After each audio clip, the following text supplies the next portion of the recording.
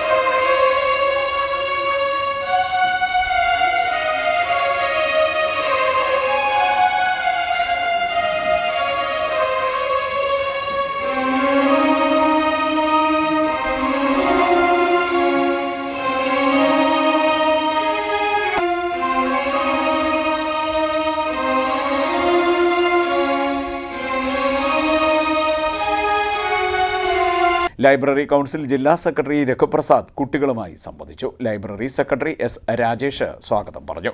ജില്ലാ പഞ്ചായത്ത് ക്ഷേമകാര്യ standing committee chairperson D Ambujakshi, Radhakrishnan, Sreelekha, Vima Vinayachandran, Rajan, Salimlal എന്നിവർ സംസാരിച്ചു. തുടർന്ന് നാടൻപാട്ട്, നാടകക്കളരി എന്നിവയും നടന്നു. വ്യക്തിത്വ വികസനം, ശാസ്ത്ര പരീക്ഷണങ്ങൾ, ചിത്രരചന, ക്ലേ മോഡലിംഗ്, ഉല്ലാസയാത്ര എന്നിവ ക്യാമ്പിന്റെ ഭാഗമായി നടന്നു.